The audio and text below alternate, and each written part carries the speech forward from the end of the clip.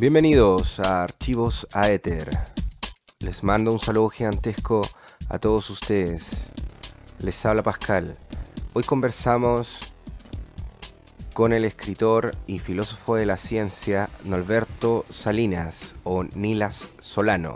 Conversaremos sobre su trabajo literario y también conversaremos sobre neurometafísica. Norberto ha escrito libros como Neurometafísica, la solución al problema difícil de la conciencia, El brujo del río Mapocho, El mágico mundo del loco Feña, El brujo del río Mapocho, segunda parte, Los sabios del fogón, Travesía a Vulcano, Relatos chilenos de miedo y neblina, y La dama del camino y otros relatos chilenos de horror. Bienvenido, Norberto Salinas, a Archivos Aether. ¿Prefieres que te llame Nilas Solano o Norberto Salinas? Depende de lo que hablemos, porque si vamos a hablar de algo relacionado con la conciencia, con metafísica, en ese caso hablo como Norberto Salinas, como filósofo de la ciencia. Perfecto. Vamos a partir primero por tu trabajo literario como Nilas Solano. Y tenemos esta obra, El brujo del río Mapocho, El mágico mundo del loco Feña.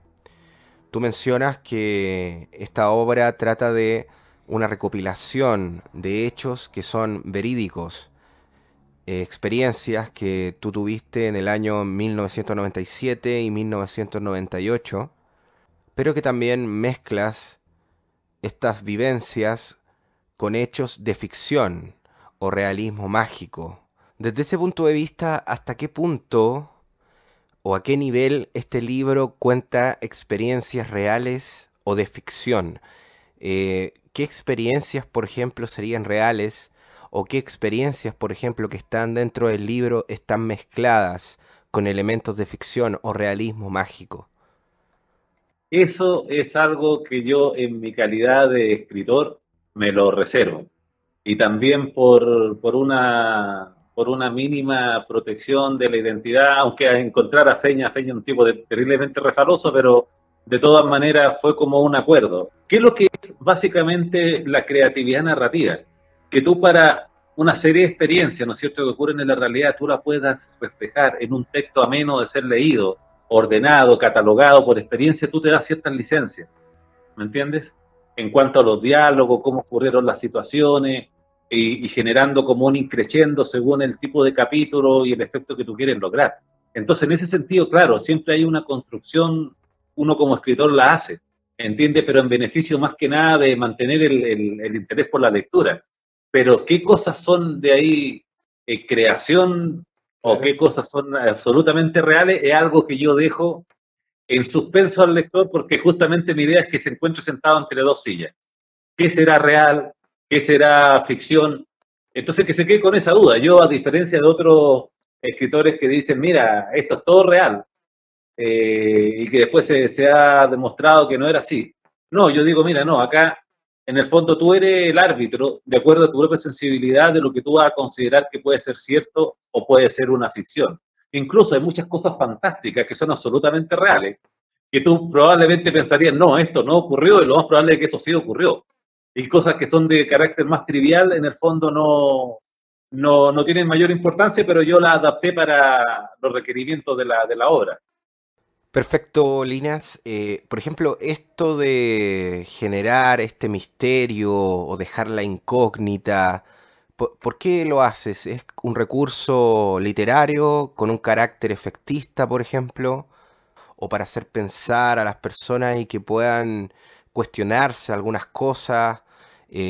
¿Por qué tú eliges contar así la historia? Es para, en el fondo, para hacer reflexionar a la gente. Lo que pasa es que, curiosamente, si tú lees con detención los dos libros que tratan del loco Feña, y después sigue mi derrotero intelectual, te vas a dar cuenta que el loco Feña es la base de algo que no mencionaste, pero que te lo importante es que te lo mencione. Después yo entré a estudiar filosofía de la ciencia con una finalidad concreta, que era tratar de resolver el tema de la conciencia.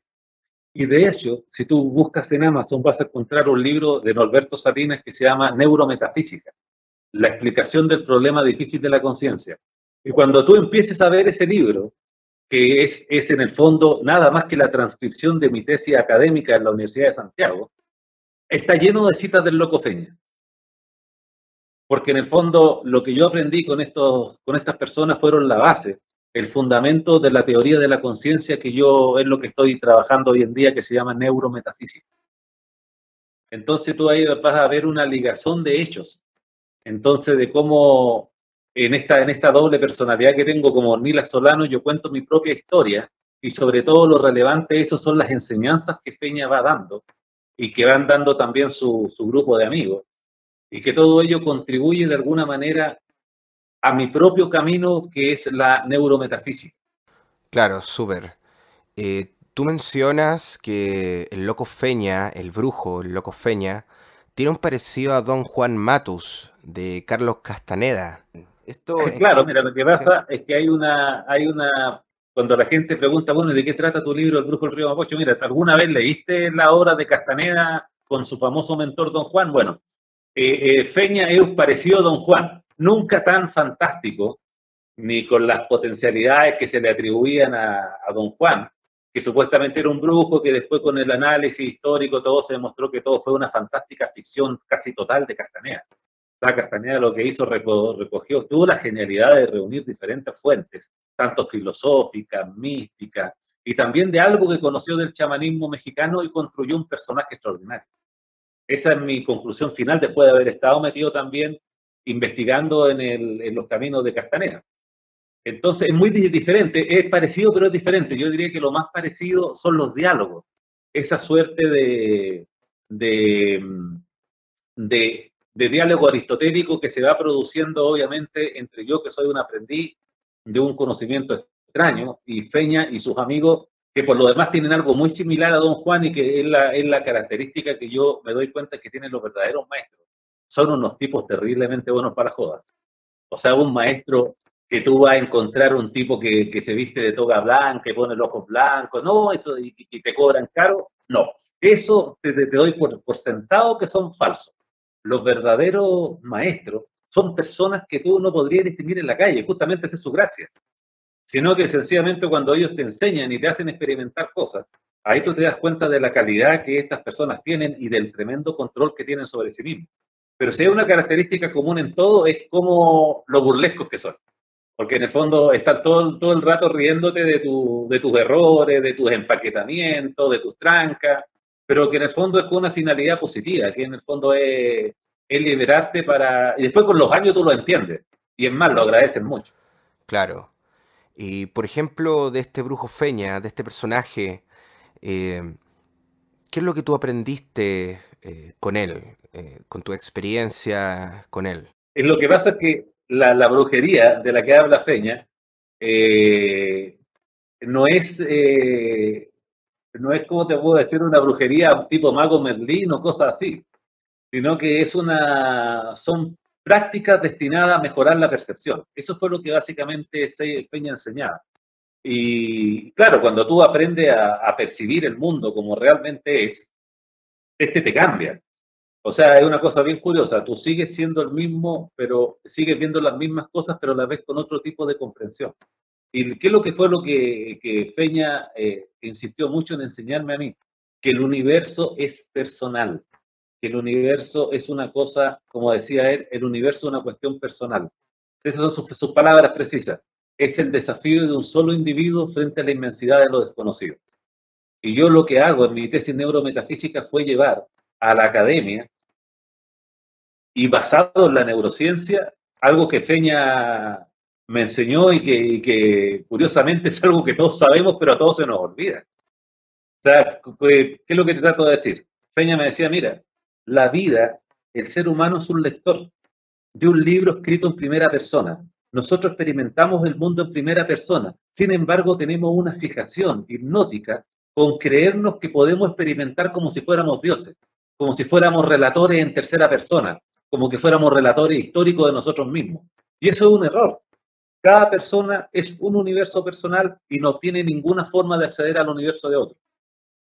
Eso es básicamente la viga maestra de las enseñanzas de Feña y sus amigos. Claro, ahí hay como una sabiduría mucho más compleja, más profunda. No es solamente como un brujo, sino que suena como un místico, ¿no? Claro, si lo que pasa, incluso si tú te fijas, hay un capítulo donde tratamos el tema de la brujería. ¿Ah? Entonces Feña se reía de los conceptos tradicionales, la brujería y todo eso. En el fondo, lo que Feña decía, mira, si lo que tú entenderías como un acto mágico, en el fondo es cuando tú logras entender la verdadera comprensión del mundo y es justamente esa comprensión como que te libera para experimentar cosas anómalas o atípicas.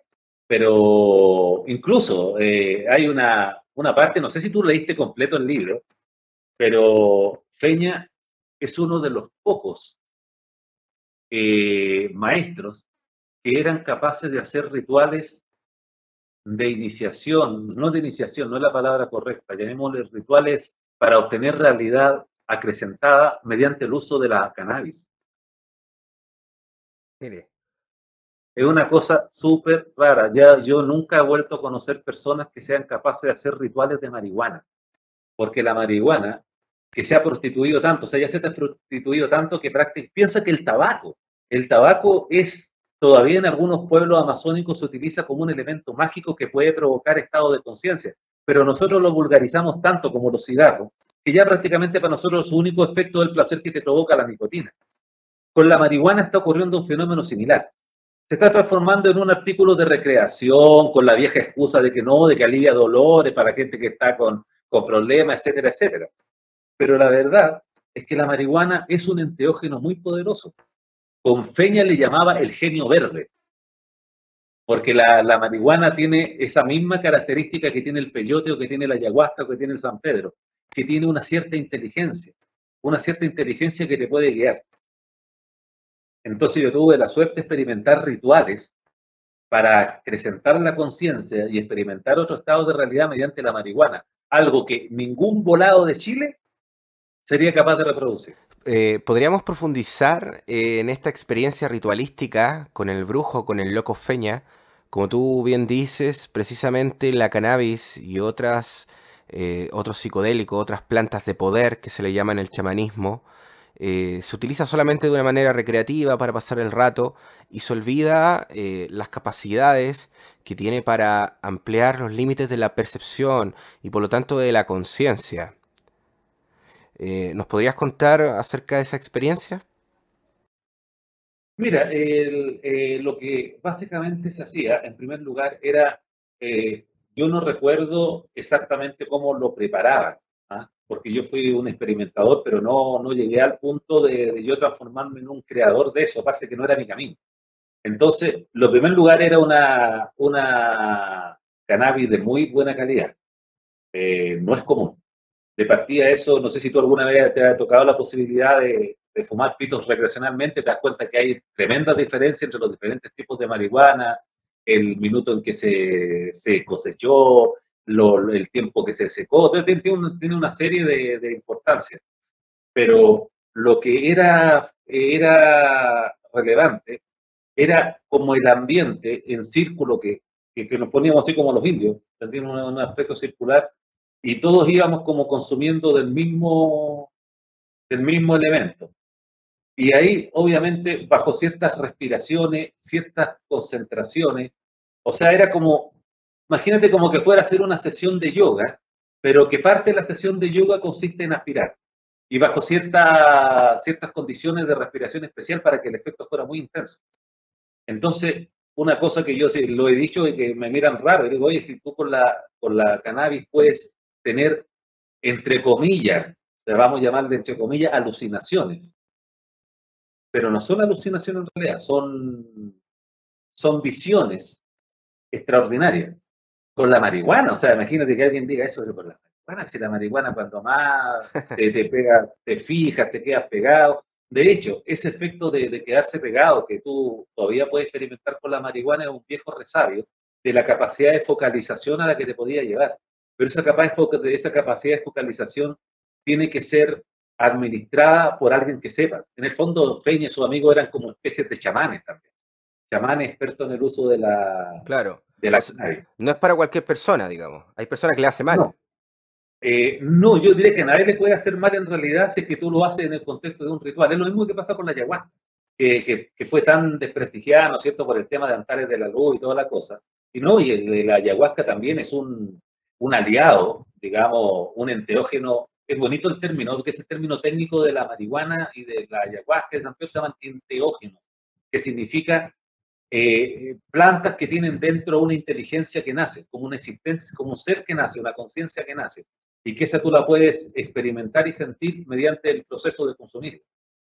Ese es el verdadero nombre técnico.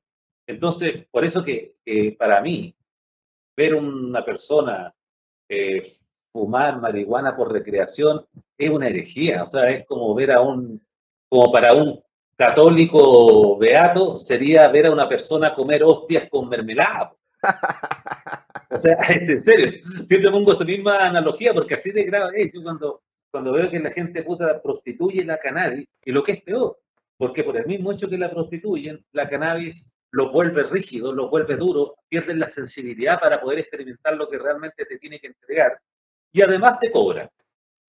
¿En qué sentido te cobra? Bueno, tú desvirtuaste a este genio verde que le llamaba Feño y se te transforma en un diablo. Y te vuelve adicto, se te deterioran tus capacidades intelectuales, pierdes el ánimo y todas las cosas que nosotros conocemos de los consumidores ya compulsivos de droga. ¿Entiendes? Muy O sea, interesante. cualquier cosa te puede provocar ese efecto, te lo puede provocar también el trago, algunos hasta el Claro. azúcar. Sí, cualquier cosa lleva a un extremo, digamos, un extremo abusivo y no para la finalidad que la planta tenía. Claro. Ese viejo dicho de que todo en exceso hace mal, ¿no? Muy interesante este tema de la cannabis, sobre todo porque en este momento se habla mucho acerca de su comercialización y su entrada al mercado. Sobre todo también por la legalización en algunos países estos últimos años acerca de su consumo y también el debate sobre su uso medicinal. Así que un tema que en este momento está muy presente. Eh, Muy bien, Nilas, me llama la atención el nombre de tu libro, El Brujo del Río Mapocho. El río Mapocho queda en el centro de Santiago. ¿Cuán tanto este libro también habla de una cultura que se ha ido perdiendo con el desarrollo de la ciudad, el desarrollo tecnológico, una cultura mágica, mística, folclórica incluso, que se ha ido perdiendo, que hablaba de pactos con el diablo y de un mundo mágico? No, mira, Feña y sus amigos son básicamente chilenos, chilenos urbanos, y también con mucho conocimiento de lugares aparentemente urbanos, que uno los ve pasar y qué increíble, uno pasa por esos lugares y no los ve. Por ejemplo, Feña tenía la habilidad de ir a lugares, y claro, Santiago ha cambiado mucho desde esa época, y eso es algo que Feña anunció, digamos, todo tiene como su tiempo y su lugar. Ciertos lugares a los que nosotros fuimos ya desaparecieron o es imposible entrar, como por ejemplo el lugar que está detrás de donde ahora hay un líder, incluso ahí, que es donde termina Balmaceda, ¿no es cierto? Y estaban las antiguas estaciones de rieles, que es un lugar bastante mágico, creo que todavía queda un túnel que llega hasta la estación central. Pero en esa zona era uno de los lugares donde Feña se juntaba. Había unos lugares que quedaban hacia Huechuraba, también cuando íbamos a mirar el río allá arriba acerca del puente Los Aldés, que claro, todo el mundo pasa por ahí, están las carreteras por los lados, pero a nadie se le ocurriría saber que tú te puedes sentar en un lugar y como que Santiago hasta cierto punto puede desaparecer durante un rato porque tú estás en otro estado de conciencia. Entonces ellos lo hacían prácticamente todo dentro de la ciudad, pero cada aspecto de la ciudad, en ese contexto que ellos lo sabían hacer, lo transformaban como en algo mágico, era algo que tenía otro sabor, otra dimensión. Muy espectacular, si esto no significa ir a meternos a los cerros, ni arrancarnos a la cordillera, no, si todo pasaba en Santiago, pero le lograban darle un cariz, entre comillas, mágico a la situación. Revivía la magia de la ciudad. Claro, si en el fondo eran todos ellos eran personas y se reían porque resulta que, claro, para ellos eso la, no es un tema de brujería, sino que es sencillamente lo que ellos le llaman brujería, para que se entienda, es cuando tú de repente logras un cierto nivel de conciencia, como que te acercas al límite de lo que ha sido tu mundo ordinario, de repente puedes percibir parte de los otros infinitos mundos que hay. Y eso es lo que nosotros le llamaríamos un acto de brujería. Pero en el fondo son percepciones. Lo que pasa es que ellos lograban ubicarte a tal punto que podías llegar al límite de lo que son tus percepciones ordinarias y pegar un asomo a las percepciones extraordinarias. Y con justamente la gracia que tienen los enteógenos. Ya sea, ¿y por qué Feña y en ese sentido sí es muy chileno? ¿Por qué Feña utilizaba la marihuana? Porque decía la marihuana es el enteógeno de nuestra tierra, decía. Acá la marihuana crece como pasto, como maleza. Por eso que no la pueden erradicar. Y es porque es la que nos corresponde a nosotros. O sea, por algo nosotros nacimos en esta tierra y por algo el enteógeno que está a nuestra disposición más fácil que todo es la marihuana y también en el norte, en ciertas zonas de por allá el San Pedro. Para los mexicanos el peyote, ¿no es cierto? Para los amazónicos la ayahuasca. Como que cada zona tiene su propio enteógeno, estas plantas de poder, que en el fondo es la forma como tú puedes tener un anticipo de algo a lo que en algún minuto va a llegar. Esa es la finalidad de los enteógenos, es mostrarte lo que hay al otro lado, sin los riesgos que implica muchas veces pasar para el otro lado. Es como un pequeño asomo, digamos, para eso son los enteógenos. Claro, es interesante este cruce que se da entre estos dos mundos, este mundo mágico, místico que se ha perdido, este mundo de los misterios, versus este mundo tecnológico, este mundo científico, este mundo de la ciudad, que por mucho tiempo como que se alejó de los misterios y de este mundo mágico. Es interesante ese cruce que se da y sobre todo ese cruce que se da en la ciudad, en este caso en este libro, El Brujo del Río Mapocho. Eh, Hoy en día se puede vivir mágicamente la ciudad. ¿Y esto por qué te lo pregunto?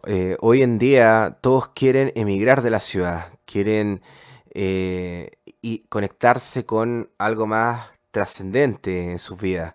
Pareciera que en un momento todos quisieron ir a la ciudad y ahora todos quieren abandonar la ciudad, todos quieren alejarse lo más posible de esto. También por una cosa que están volviendo un poquito insana en varios aspectos, pero en general, desde ese punto de vista, ¿se puede vivir mágicamente aún en las ciudades? Es decir, encontrar Absolutamente. algo más trascendente.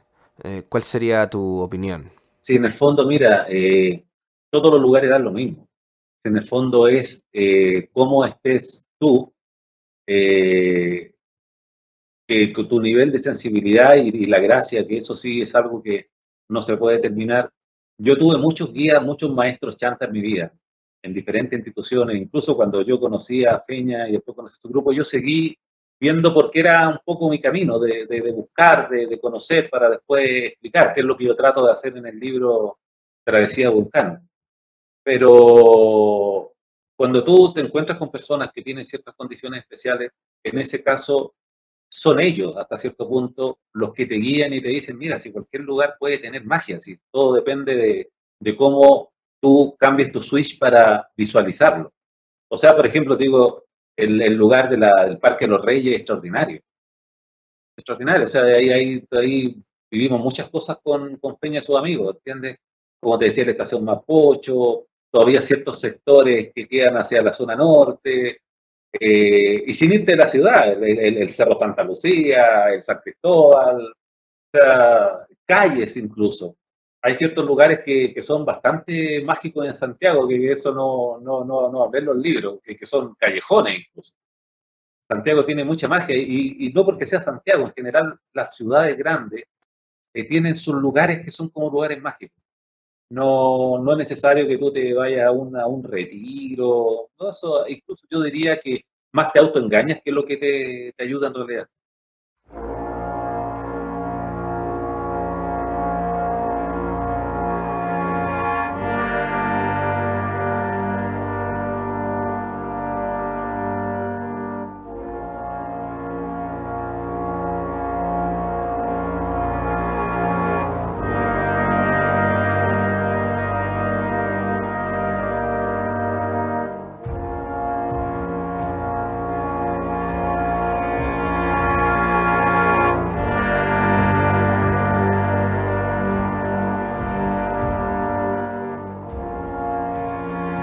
El símbolo tradicional de los Illuminati de Baviera, los primitivos, no los norteamericanos, ellos usaban uno o dos libros y sobre los libros una lechuza. Entonces, ¿qué es lo que ilumina nuestros eventos, nuestra existencia?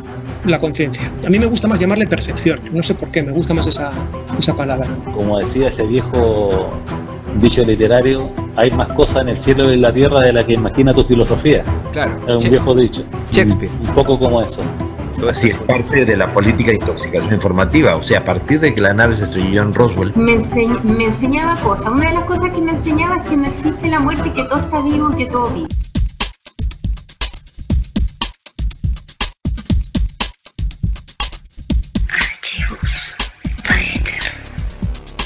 Por ejemplo, en este otro libro, La Dama del Camino y otros relatos chilenos de horror, de nuevo está esto de contar historias que tienen que ver con un mundo mágico, con un mundo místico que se ha ido perdiendo y que ocurren en ciertos lugares de Chile. ¿Por qué te interesa tanto a ti contar este tipo de cosas? Mira, lo que pasa es lo siguiente, cómo yo me inicié como escritor. Yo me inicié como escritor por una broma familiar, en que nosotros, mi familia tenía una familia numerosa, venían muchos tíos, siempre se contaban historias.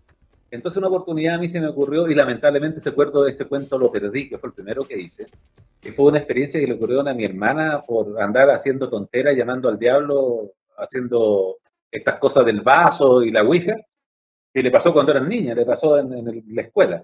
Entonces ella me contó su experiencia y yo la traduje y la hice un cuento. Pero en el fondo era tal cual ella me lo había contado, con su nombre y todo. Y cuando lo leyó lo encontró que era, oh, tú te escribes muy bien, ¿por qué no te dedicas a esto? Yo lo tomé como broma.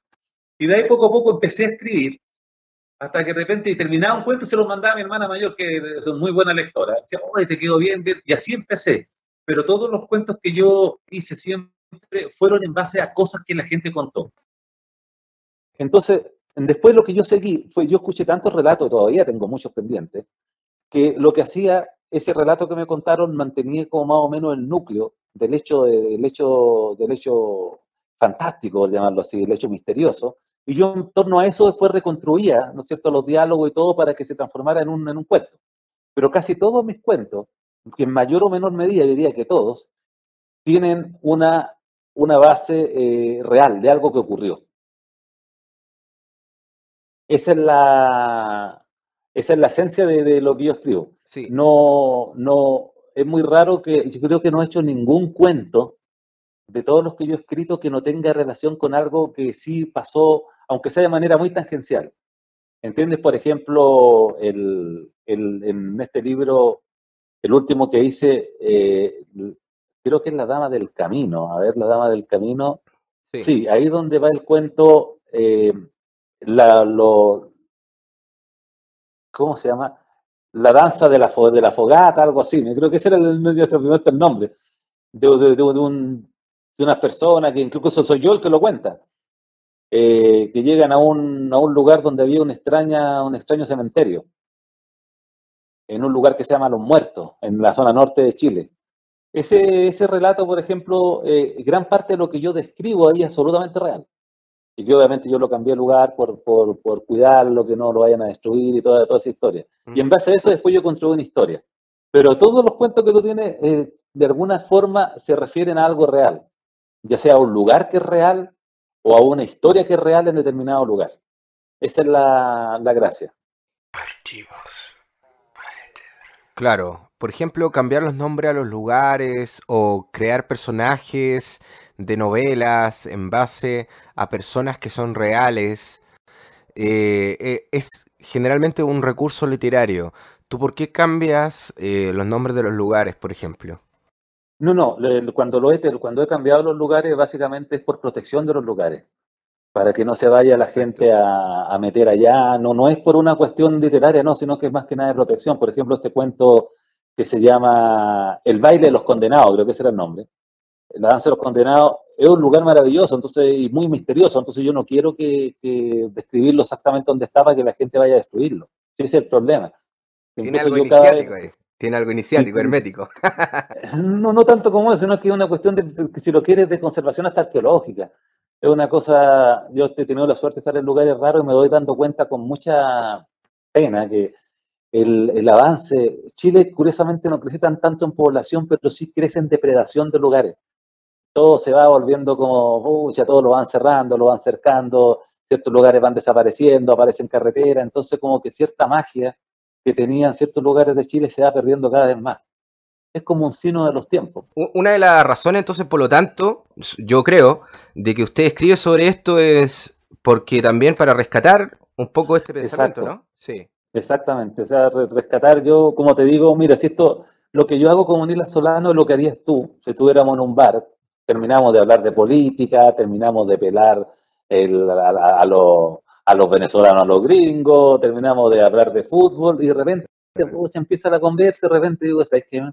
Y una vez me pasó una cosa súper rara, ¿sabes? Que yo iba por tal parte y te cuento una historia y tú sabes que yo soy tu amigo, entonces no tengo por qué estarte mintiendo. Entonces lo que hace justamente Nila Solano es escuchar cosas que a mí que contaron gente que no tenía por qué mentirme, porque eran amigos, no tenían no pretendían ganar nada de eso, yo tampoco era escritor en esa época, no entendí nada, sino que te cuentan una historia rara y el tipo está absolutamente convencido y yo no soy nadie para venir a juzgar de que lo que dice es verdadero o falso, ¿entendés? Sino que son hechos misteriosos que no tienen explicación y que yo como escritor sencillamente, según el efecto que me provocan, es como yo vengo y lo reproduzco, porque si tú te fijas, los cuentos míos tienen una particularidad. Parece que la realidad supera la ficción porque son súper originales. Y son justamente originales porque yo no lo tuve que inventar, no tuve que basarme en el hombre lobo, ni tuve que basarme en Frankenstein, ni en el terror gótico, Sí. sino que son cosas extrañas y son muy raras. Y justamente eso les da originalidad, porque uno no lo está creando, sino que son cosas que te están contando. De hecho, que ciertas personas vivenciaron de determinada manera y uno no hace más que reproducirlo. Sí, exactamente. Entonces ahí también hay como un asunto de búsqueda de la verdad, ¿no? ¿Podría ser? No sé si de la verdad, yo diría que el problema es, yo diría que es tratar de dejar una inquietud de que el mundo parece que, aunque sea por un recurso tan aparentemente negativo, como yo le digo en el prólogo del último libro, como es el terror, pero sin embargo te abre las puertas a pensar que el universo no es tan solo lo que tú ves, que tiene todavía ciertas características mágicas que bajo ciertas condiciones a ciertas personas les toca experimentarlo y a otros no. Es como que toda persona, yo diría que en su vida tiene algún minuto o algo raro que contar. Esa es como un poco la gracia del mundo. Y en el fondo uno transmitiendo esto es como una forma de decir, mira, parece que el, como decía ese viejo dicho literario, hay más cosas en el cielo y en la tierra de la que imagina tu filosofía. Claro. Es un viejo dicho. Shakespeare. Un poco como eso. Sí. Muy interesante eso. ¿Por qué? Porque usted escribió, por ejemplo, Travesía a Vulcano, ha dado conferencia ahí con los escépticos, ¿no? La Asociación de Escépticos de Chile, y pareciera que los escépticos, en general, ni siquiera son capaces de aceptar ese tipo de cosas. ¿Usted piensa que hay una mala lectura de Travesía a Vulcano, por ejemplo?